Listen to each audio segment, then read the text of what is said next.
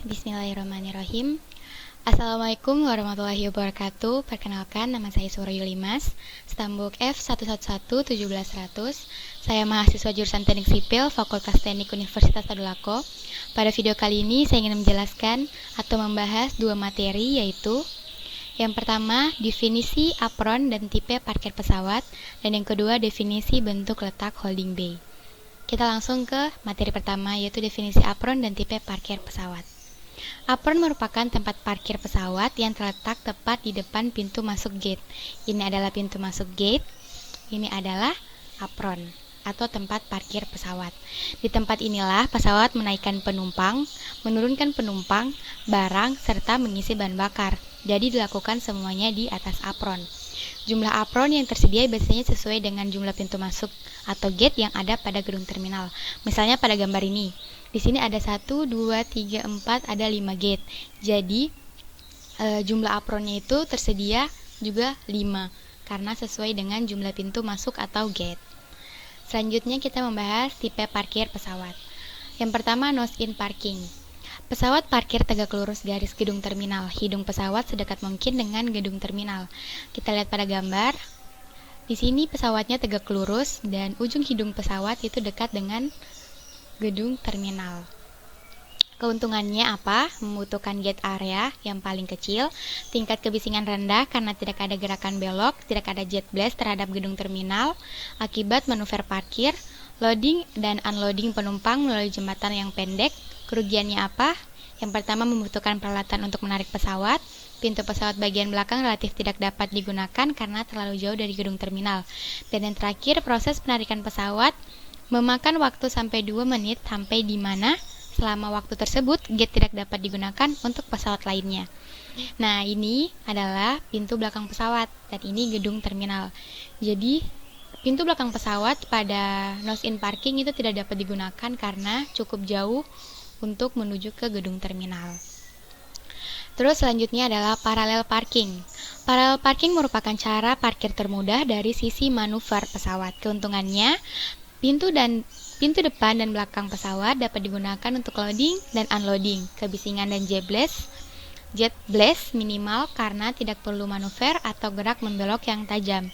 Kerugiannya, area gate lebih besar. Ini adalah gambar parallel parking. Lihatlah pola parkir ini. Tidak ada belokan yang tajam, semuanya dilakukan secara perlahan sehingga tidak terjadi kebisingan. Nah, yang ketiga itu angle nose-in parking. Konfigurasi ini sama dengan konfigurasi nose-in, tetapi pesawat diparkir tidak tegak lurus gedung terminal. Pesawat diparkir itu miring sekitar 45 derajat. Keuntungannya, pesawat manuver masuk atau keluar gate dengan powernya sendiri atau dengan tenaga sendiri. Kerugiannya, membutuhkan area gate yang lebih besar serta menyebabkan kebisingan. Kebisingan terjadi karena adanya belokan yang tajam. Nah, yang terakhir adalah angle nose out parking. Konfigurasi ini ditandai dengan hidung pesawat mengarah ke arah luar dari gedung terminal. Keuntungannya, pesawat manuver masuk atau keluar gate dengan powernya sendiri atau tenaganya sendiri. Kerugiannya, membutuhkan area gate yang lebih besar dibandingkan dengan nose in, tetapi masih lebih kecil dibandingkan dengan angle nose in.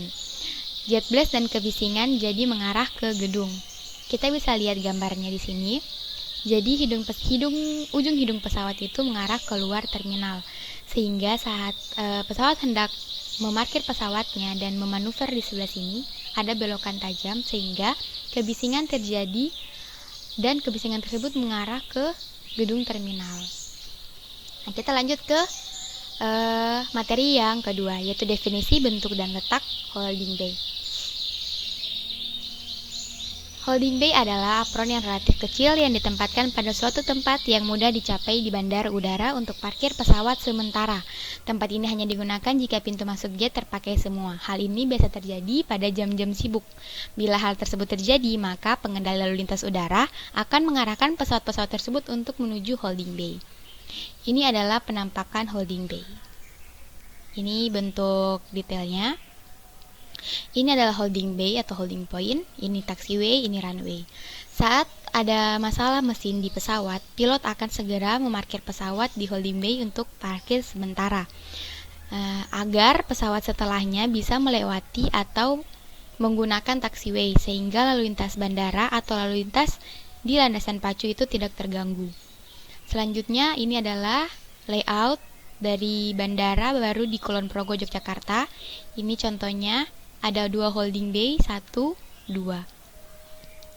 Dan selanjutnya adalah letak holding bay. Holding bay harus ditempatkan di luar area kritis, yaitu sekitar instalasi ILS, instrument landing system, agar terhindar gangguan pada peralatan bantu pendaratan. Agar tercapai operasi penerbangan yang aman dan selamat di lapangan terbang, diperlukan jarak minimum dari sumbu landasan terbang. Diperlukan jarak minimum dari sumbu landasan ke holding bay atau posisi taksi holding. Tidak boleh kurang dari persyaratan yang ditetapkan. Mungkin sekian presentasi dari saya. Mohon maaf bila ada salah kata atau kurang dari presentasi saya. Semoga menikmati, semoga bermanfaat. Wabillahi taufiq wal hidayah. Wassalamualaikum warahmatullahi wabarakatuh.